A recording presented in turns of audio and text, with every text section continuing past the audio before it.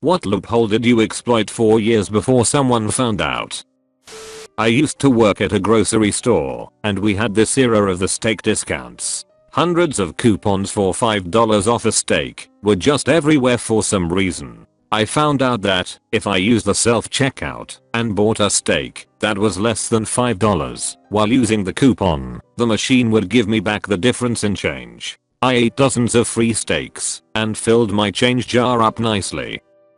I used to live in an apartment across the road from a casino whilst at university. They released an app where, if you check in, you get points that go towards free food and drinks. Because I was close enough to the casino, I could just check in without going to the casino itself. Every Saturday I used to get a free burger, fries and drink and watch sport in the sports bar. They eventually scrapped the app. It was awesome considering I was a broke uni student.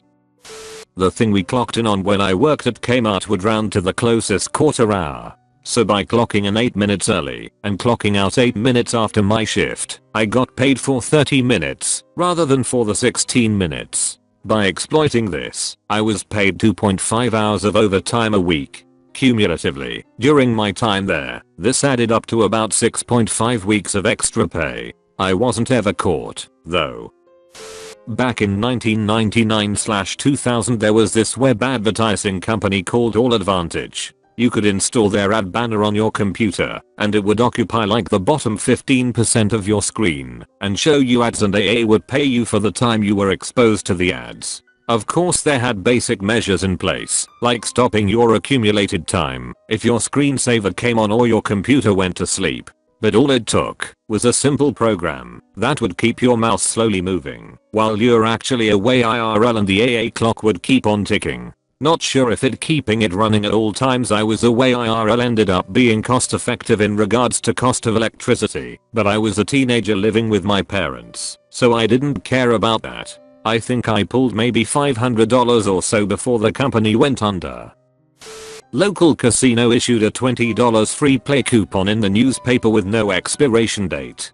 I talked to the newspaper delivery guy and asked him about that copy, and he told me he's got hundreds of them in the van as they were a few days old now. I got all of them, clipped out the coupons, and proceeded to make $19.50 every day after work for around 500 or so days. Not quite years, but pretty damn close. The casino never printed a coupon without expiration/1 per customer rules ever since.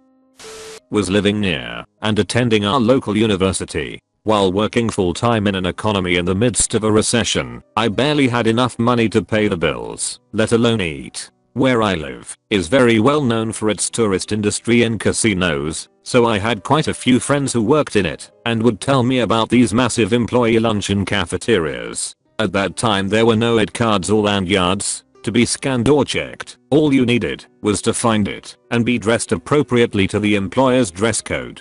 After my friend and I did a dry run on one of those trips, in order for me to find it without getting lost I would go it alone. For almost 3 years I had lunch dinner for free, learning the peak service times and the dead zones. Even got along with some of the cafeteria workers and custodial crews. When I was in college they had this deal where, if you signed up for a free trial of Netflix, you could get a $10 gift card code for Papa John's. They didn't even ask for a credit card back then, just an email, so I would just make new email addresses to use, and would get a code every time. Not only did I get free Netflix for a while, but I also got a lot of free pizza. Not intentional, but once I found out I didn't stop. Years ago I used my card to pay for Xbox Live during a period before I could pick up a manual 1-year subscription, but when I tried to remove my card details it wouldn't let me and said I had to call MS directly. Being lazy but smart, I decided to just change the security numbers that were saved so it wouldn't process any future payments. And it never did. But somehow I still kept getting Xbox Live access. This went on for about 1.5 years before it stopped. I was never contacted about paying anything for what I'd used either.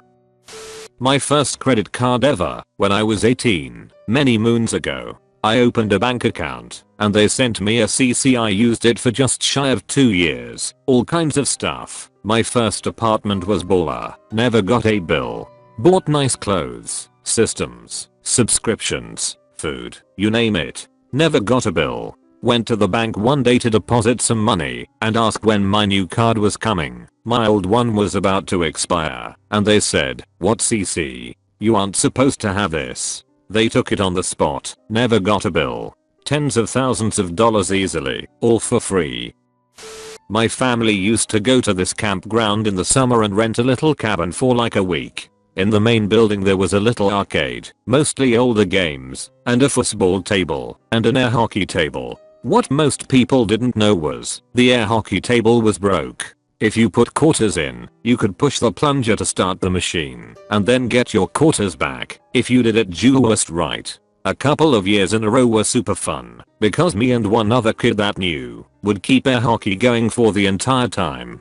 The arcade would be filled with kids who would often play other games while waiting their turn at air hockey. They must have found out after a few years though, because one year we went back and it was fixed. The arcade was also a complete ghost town and the campground made no money off it after that. That's when I fully realized and understood the concept of a loss leader at like 13 years old.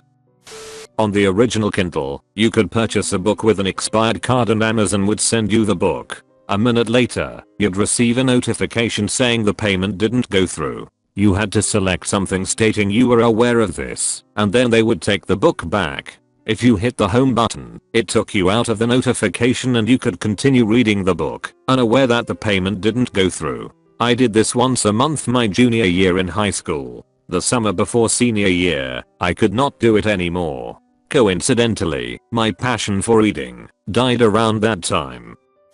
One week the local Chick-fil-A put a coupon in a local coupon magazine flyer which was buy one, get one free, any item on the menu. Next to that coupon they had a 50% off any menu item. I carefully checked, and neither coupon mentioned cannot be combined with any other offer anywhere on it. So I ran out to the local grocery store and grabbed a stack of these flyers. Sure enough the next week the offer was gone, but it was too late to stop me. I spent almost 2 years as a grad student living almost exclusively off of 128 count nugget platters that I would get for 25% of the cost. First half off, second free. Place went under new management and they put up a sign saying they would no longer be accepting those coupons. Not entirely sure if that was due solely to me or if anyone else was pulling the same thing. I had about 20 coupon pairs left when they shut it down. Used to wait tables at an old steak house that would put buy one get one free steak coupons in the local newspaper the first Sunday of every month. Early Sunday morning like clockwork I would drive around and buy as many as I could, sometimes all of them, cut them out, and keep a couple in my server book as needed for each shift. Then shift after shift, anytime someone would pay cash for their tab, and before the customer got up, or I'd bring back change if needed, I would walk up to the manager and ask for a comp showing the ticket and coupon, and that extra cash went straight into my pocket. Turned $100 to $150 nights into $250 to $300 nights. Very quick and honestly too easy. Did it for over a year and a half. Managers never caught on. 2 from college. Not exactly loopholes, but playing the system. Pizza chain had coupons printed on their larger boxes. With 10 coupons you could get a free cheese carry-out pizza. Used to rate every single trash can of their pizza boxes in the dorms, or offer to throw away someone's box for the coupons. Rarely paid for a pizza, but got plenty of cheese carry-outs for free. Campus paper printed a coupon for 2 free game tokens in the bowling alley / arcade in the student union. Limit 1 coupon per day. I got a stack of coupons. Free campus paper. Twice a week I had to go through the student union for class, and was usually with a friend. She was a good sport, and the 2 of us cashing in coupons meant 4 game tokens a day, 8 per week. I made her a pair of earrings out of 2 game tokens for being a good sport. There is an app for a local burger chain, where it allows you to roll the dice to get a code for a free double patty burger upgrade. It was designed so you could only try it once per day and it even shows the date of the roll on the code, so the cashier could verify it. However, I found out that you can just change the date on your phone and try again immediately. If you got nothing, change it again and just keep going until you get the code. Then, when you got the code, you change the date back to current date and the app updates the code, so it looks like you rolled it today. I got free burger upgrades for years, until they finally got rid of the feature altogether. I don't know if anyone ever figured out this exploit. They removed it for other reasons. When I worked at Subway in the 90s, we only inventoried cups, bread, and salad bowls. For whatever reason, chips, cookies, and actual sandwich ingredients weren't. I'd work the closing shift, which was a one-man job, so after locking the door and tearing everything down, I'd just shove food into my bag before going home. Chicken, roast beef, bags of chips, cookies, you name it. Sometimes I'd fill up empty 2-liter bottles from the fountain. Another thing was, if someone ordered a small soda, I'd ring it up as a cheese round, same price, and nobody ever asked for a receipt to offset the bread count by 1. So then I could make myself a sandwich and everything still matched up on the books. There were days I'd walk out with 4 or 5 subs and give them to my friends. To my knowledge, nobody ever found out about that either.